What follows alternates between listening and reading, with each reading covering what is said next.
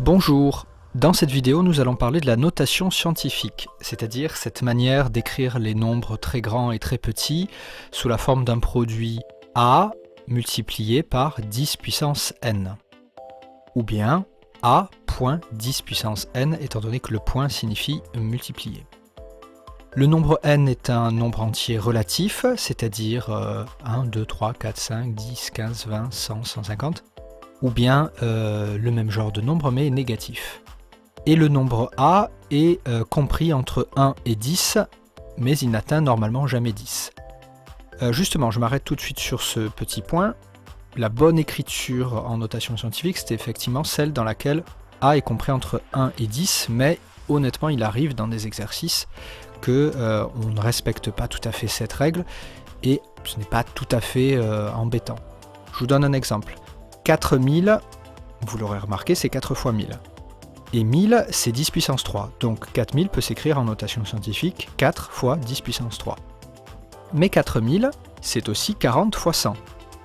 Donc là, la seule chose que j'ai fait, c'est que j'ai pris un 0 à 1000 et je l'ai mis à 4. Et 100, c'est 10 puissance 2. Donc 4000, c'est aussi 40 fois 10 puissance 2. Et donc ces deux écritures, 4 fois 10 puissance 3 ou 40 fois 10 puissance 2, sont équivalentes, elles signifient la même chose. Simplement, c'est vrai que la bonne notation scientifique, c'est la première, 4 fois 10 puissance 3. Maintenant, ce qu'on va faire, c'est voir des nombres, parfois très grands, parfois très petits, et essayer avec ces nombres de jongler entre la notation scientifique et la notation habituelle. On va commencer par une énergie de 1 800 000 joules. Donc comment écrire ça en notation scientifique? On va écrire le 1, puis une virgule. Après la virgule, on va écrire le 8. Et donc ce 1,8, ça va être notre nombre A dans l'écriture générale en notation scientifique. Et puis ça doit être fois 10 puissance quelque chose. Donc l'idée, c'est qu'on va compter le nombre de chiffres qu'il y a entre la virgule, c'est-à-dire à partir du 8, jusqu'au dernier 0 qui est le chiffre des unités. Donc on a 8, et puis 2 zéros, puis encore 3 zéros. Et si on compte, ça fait donc 6 chiffres. Donc ça veut dire que cette énergie vaut 1,8 fois 10 puissance 6 joules. Vous remarquez l'avantage de la notation scientifique, elle est beaucoup plus compacte que l'écriture avec tous les zéros. C'est son principal avantage. Pour atteindre cet objectif de la compacité de l'écriture, on peut utiliser un autre moyen, qui est celui des multiples et des sous-multiples de l'unité. Donc là, il faut connaître les préfixes. 10 puissance 6, ça correspond au préfixe méga.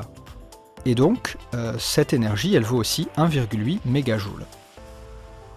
Deuxième exemple, une année-lumière. Une année-lumière, c'est égal à 9461 milliards de kilomètres. Donc si on veut écrire ça en notation scientifique, on procède de la même façon.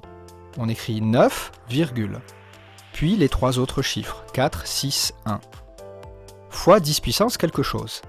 Et donc là, on va compter, à partir de la virgule, combien il y a de chiffres pour aller jusqu'au 0. Et donc il y a 4, 6, 1, puis 3 0, 3 0, 3 0. Ça fait donc 12 chiffres, et donc on écrit 9,461 fois 10 puissance 12 km. Un troisième exemple, mais cette fois on va le faire à l'envers. C'est le nombre d'Avogadro. Je m'adresse aux collégiens, c'est quelque chose que vous verrez en seconde.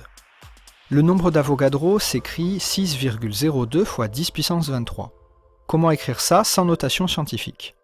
Donc on écrit le 6, puis le 0, puis le 2. Et l'idée, c'est qu'il doit y avoir 23 chiffres à partir du 6, donc en comptant le 0 et le 2. Comme le 0 et le 2 sont présents, il va y avoir 21 zéros pour que ça fasse 23 chiffres en tout. Et donc ça s'écrit comme ça. Dernier exemple, la masse du Soleil en kilogrammes, qui est donc ce long nombre qui se lit 1900 milliards de milliards de milliards. Pour l'écrire en notation scientifique, on va donc écrire 1,9 fois 10 puissance quelque chose. Donc si on compte les zéros, on voit qu'il y a 1, 2, 3, 4, 5, 6, 7, 8, 9 fois 3, 27 zéros, plus encore 2 zéros, ça fait 29 zéros, et puis il faut compter le 9 qui est derrière la virgule, donc ça fait 30 chiffres, ça va donc faire 1,9 fois 10 puissance 30 kg. On passe maintenant aux puissances négatives. Le premier écueil que je veux souligner, c'est celui qui consiste à penser que un nombre avec une puissance négative est négatif. C'est totalement faux, un nombre avec une puissance négative n'est pas nécessairement négatif. En fait, c'est A qui va rendre le nombre négatif. Si le nombre A devant a un signe moins, bien effectivement, ça fait un nombre négatif. Mais c'est pas le fait que la puissance soit négative qui fait que le nombre est négatif. Donc un nombre avec une puissance négative, c'est simplement un nombre qui est très petit, c'est-à-dire compris entre 0 et 1. Le premier nombre avec une puissance négative qu'on va voir, c'est une durée delta t qui est de 0,000004533 secondes. Donc le système va être assez similaire. On va écrire les chiffres que sont 4, 5, 3, 3, on met la virgule juste derrière le 4. Et le tout va être multiplié par une puissance de 10 négative.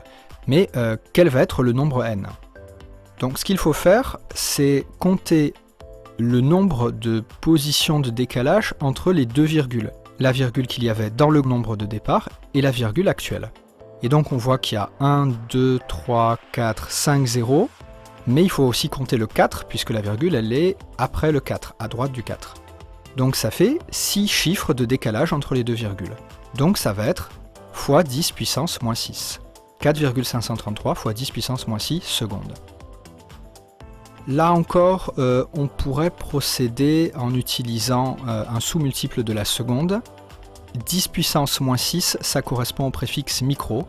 Donc cette durée, elle est aussi de 4,533 microsecondes. Deuxième exemple, c'est le diamètre d'un atome de carbone. Donc ça s'écrit 0,000000014 mètres.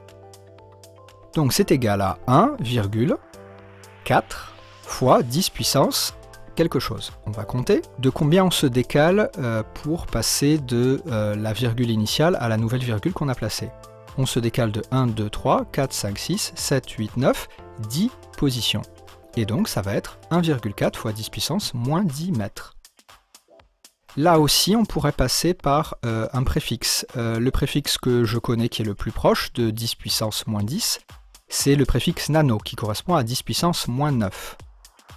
Mais si c'est 10 puissance moins 9, ça veut dire que la virgule, elle est une position avant, donc une position sur la gauche. Donc il faut écrire que cette distance, ce diamètre de l'atome de carbone, c'est égal à 0,14 fois 10 puissance moins 9 mètres.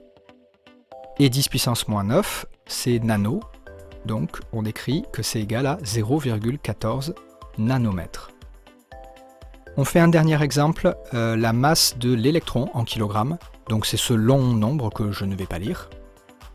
Si on veut le transformer en notation scientifique, on va évidemment écrire 9,1 multiplié par 10 puissance quelque chose. Et là encore, on compte le décalage entre la virgule de départ et la virgule finale.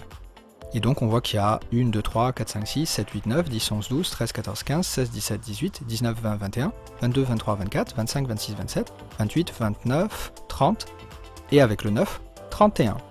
31 positions de décalage. Donc ça va être 9,1 fois 10 puissance moins 31 kg. Une dernière petite remarque que je voulais faire en rapport avec le tout premier exemple que j'ai pris, 4000, donc qui s'écrit 4 fois 10 puissance 3 en notation scientifique. Souvent les élèves réfléchissent de la manière suivante, ils voient 4000, ils voient qu'il y a 3 zéros, donc c'est 4 fois 10 puissance 3. Ok, effectivement ça marche.